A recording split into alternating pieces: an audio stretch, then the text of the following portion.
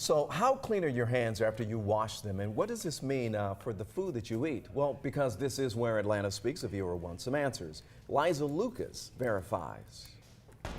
There are a couple layers to this verify, but it all has to do with germs. The question, is it true that we cannot rid our hands completely of germs even when using sanitizer or warm water? According to the Mayo Clinic experts, it's impossible to keep hands germ-free. But the good news? The current scientific evidence for hand washing says following 5 steps to washing hands the right way can remove at least 99% of germs.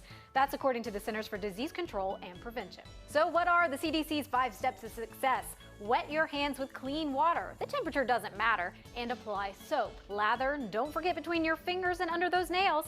Scrub for at least 20 seconds, rinse with clean water, and dry. If soap and water are not available, use an alcohol-based hand sanitizer. The CDC tells me that studies show hand sanitizers with at least 60% alcohol kill at least 99% of germs. But you should know alcohol-based sanitizers don't kill all types of germs, such as norovirus. Now to the rest of the question. I've noticed that the chefs don't use gloves when handling food. Is the remaining germs on our hands transferred into the food we eat? Here's the deal. The rules change depending on the kind of food. A spokesperson for Georgia's Department of Public Health tells me that any food that requires cooking can be handled with bare hands. That's because if there are any germs on the food worker's hands, they will be destroyed once it's been cooked to the proper temperature. But foods that are ready to eat should be handled with gloves or a barrier like tongs, aka no bare hands. In summary, it's impossible to keep hands germ-free, but hand washing is one of the most important steps to staying healthy. And when it comes to the kitchen, any food that still needs cooking is okay to be handled with bare hands. Just make sure to wash up before, during, and after preparing food and before eating. Do you have something for us to verify? Reach out to us with your ideas via Facebook, Twitter, or send an email to verify@11alive.com. All right, Liza, thanks a lot. Straight ahead after the break, folks, the latest into the sex trafficking case of billionaire Jeffrey Epstein. More than a dozen women in court ready to speak out. What they have to say next.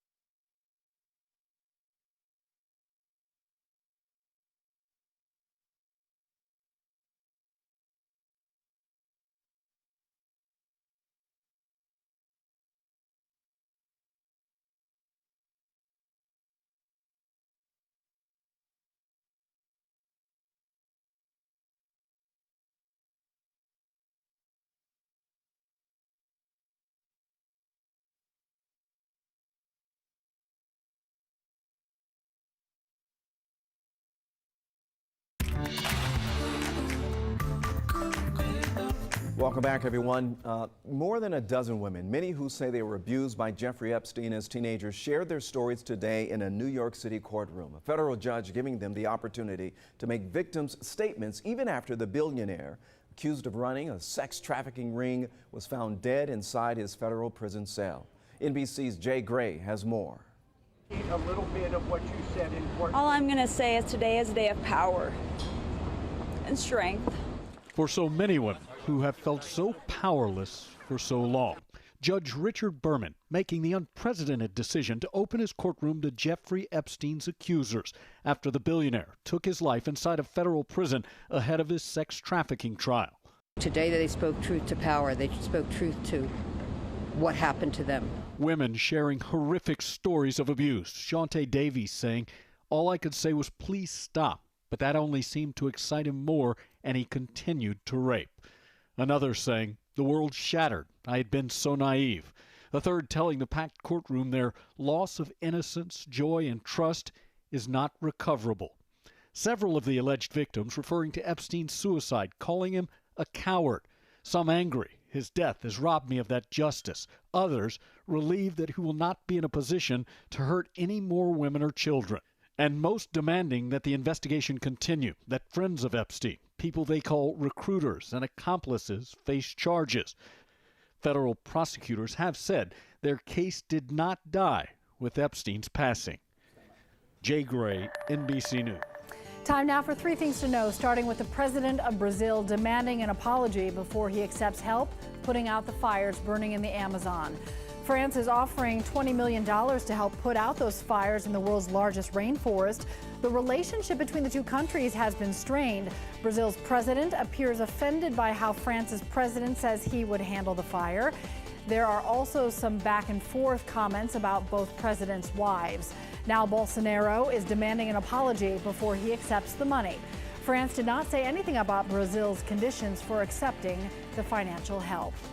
A federal judge blocked a strict abortion law in Missouri just one day before it was supposed to take effect. The judge said it cannot be enforced without a further decision from the courts. The law would outlaw abortion after 8 weeks of pregnancy, including in cases of rape or incest. The only exception is cases where a mother's health is at risk. And the Mormon Church picks a firm side in our nation's gun debate. Members of the Church of Latter-day Saints were already discouraged from bringing weapons to church, but a new policy is banning lethal weapons altogether, with exceptions for law enforcement officers. The church has not commented on what prompted this official change, but the clarification comes 1 year after a fatal shooting inside one of its churches in rural Nevada. Still watching these showers south and to the east of the city, right along I-20 and southward, where we've got some pockets of heavy rain. This is in Butts County, northern parts of Jasper County, southern parts of Morgan County, and also into the Putnam County area. Also, a few showers developing here on the west side along I-20 at the Carroll and Douglas County line. And then if you go up into Alabama, you see additional showers and thunderstorms, some of these even prompting a severe thunderstorm warning north of Birmingham. We are keeping an eye on this because these storms are moving our way. They are moving into some more stable air, but we do expect the chance for more showers in here during the evening hours tonight. Let's take a look out there right now. You can see what we're watching with the forecast track. We will see a few of those scattered showers, but you see how that line coming in from Alabama kind of falls apart. Just a few of those showers around in the morning. Slight chance for a couple of scattered showers, but then that rain chance really low, and then we dry out for later in the day. Also looking dry into Thursday as well. Also keeping a close eye on what's going on with Dorian. We'll be watching what is left of that system. As it moves closer to us, we're going to introduce a rain chance, a low rain chance late Saturday, but then by Sunday, a better rain chance as the bulk of the system is to the south, but it's going to start spreading some moisture our way. For the second half of the weekend. We'll talk more about that at 6. All right, Chris, we'll see you then. Mortgage rates are lower than they have been in years. The Federal Reserve cut interest rates earlier this summer, and they may do it again. But why? Here's our why guy. It can influence your spending habits and determine whether or not you buy a new home. There's a lot of mystery and misunderstanding about the rise and fall of our nation's interest rates. The Federal Reserve flies this economic airplane, so let's explore why the Fed alters the interest rate. Think of our economy as a plane flying at an altitude just above recession and just below damaging inflation. The Fed's job is to avoid turbulence. The economy fluctuates the Fed raises or lower interest rates to sort of keep it on track. Ray Hill teaches on the topic at Emory University's Gwinnett Business School. If the plane drops toward recession, the Fed will attempt to lower interest rates to encourage borrowing and investing in a way that will stimulate the economy. If the economy gets too robust, the plane will lift toward damaging inflation. The Feds will raise interest rates to restrain spending a bit and get back on track. It doesn't always work. The Federal Reserve actually changes only one rate, the federal fund rate. When it rises or falls, typically others will follow.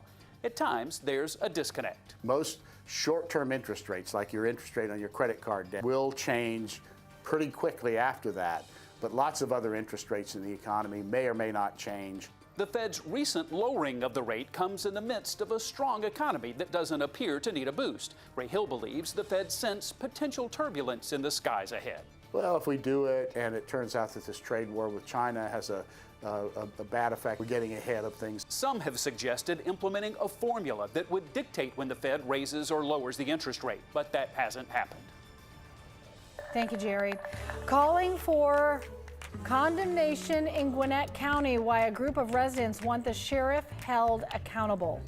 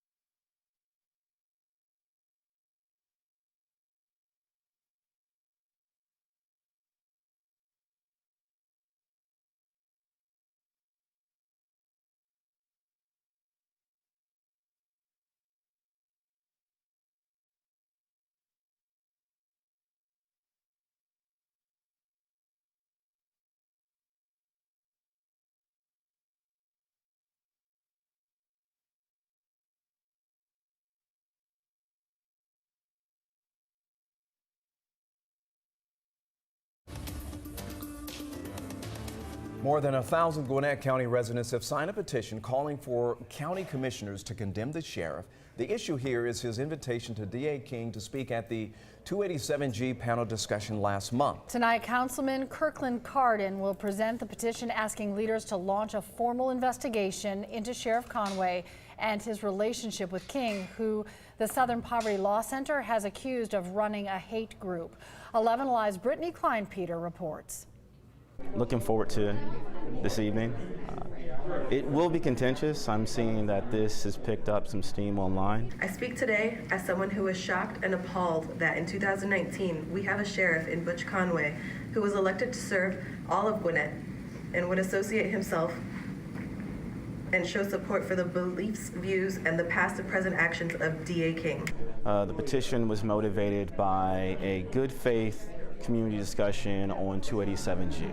For those who don't know, it is an immigration deportation detection program. Sheriff Butch Conway appointed a man named D.A. King, Donald Arthur King, to be one of the 3 panelists to speak in favor of the program.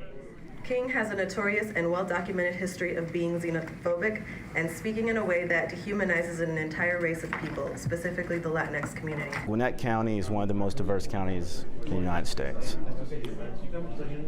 Thinking like that may have had a place in Gwinnett's past, but it definitely has no place in our future. Just today, our sheriff shared a quote inferring that undocumented immigrants are monsters.